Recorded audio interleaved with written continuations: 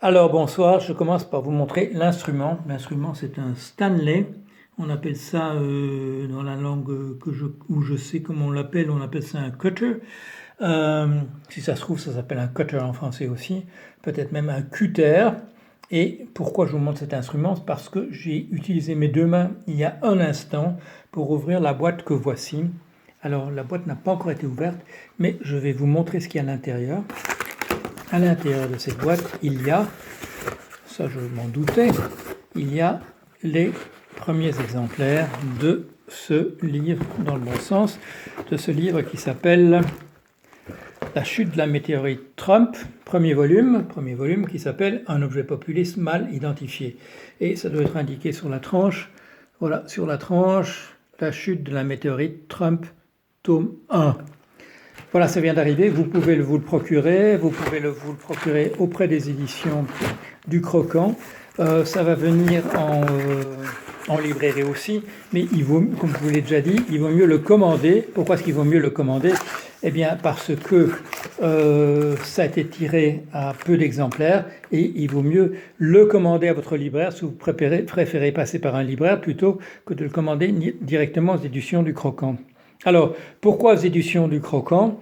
Eh bien, je ne vais pas le cacher, et Louis Weber, qui me donne un coup de main ici, est au courant. Je me suis adressé à une demi-douzaine de mes maisons d'édition qui ont toutes refusé, me disant qu'un livre sur Trump, ça ne se vendrait pas. Alors, est-ce que vous les croyez? Personnellement, non.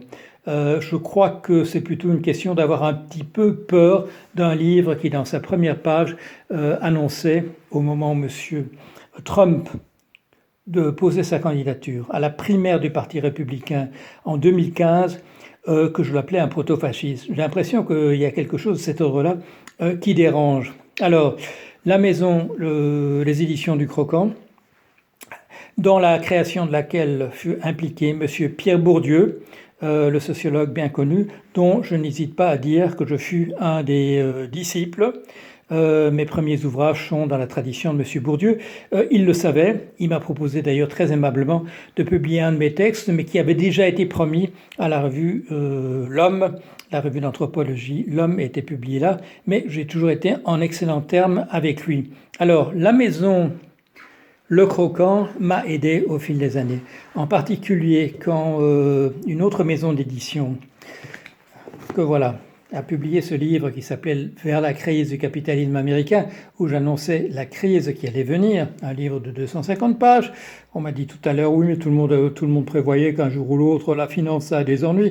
Eh bien non, il y avait 250 pages d'explications. Voilà. Ce livre a été publié par cette maison d'édition à 750 exemplaires.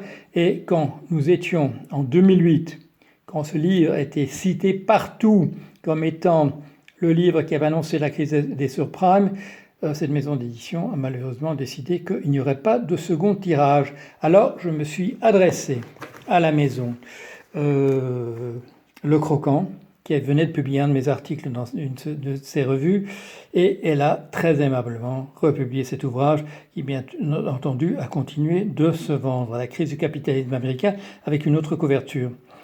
Au fil des années, elle a publié un ouvrage original à moi qui s'appelle Le Prix et qu'on trouve maintenant également en livre de poche.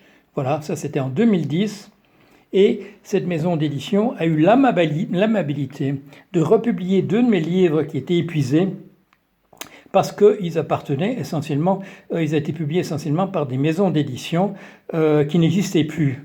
Les Pêcheurs d'Ouate a été publié à l'origine par la maison Hermann, par les soins de M. Pierre Bérès, mais pendant plusieurs années, cette maison d'édition a cessé véritablement d'exister. Elle existe de nouveau aujourd'hui, mais voilà une réédition de Les Pêcheurs d'Ouate, un résumé de ma thèse d'anthropologie publiée par les éditions donc du Croquant. Elle a aussi republié un livre qui avait originellement paru aux éditions Masson, qui ont disparu purement et simplement, et le livre Principes des systèmes intelligents, publié à l'origine en 1989, qui sont les réflexions que je fais à l'époque où je travaille en tant que chercheur dans le domaine de l'intelligence artificielle et où je décris partiellement le projet Anela que j'avais codé, programmé pour les British Telecom qui m'employaient à l'époque dans leur cellule d'intelligence artificielle qui s'appelait le projet Connex. Voilà, merci à la maison d'édition Le Croquant.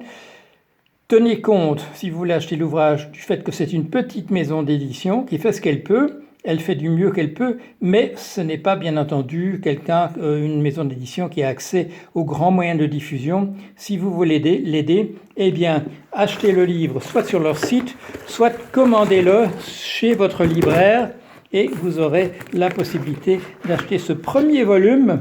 Il est déjà question, bien entendu, du second, des aventures de M. Trump, qui se trouve, vous n'ignorez pas, en difficulté pour être un cornichon de première catégorie. Voilà, allez, à bientôt.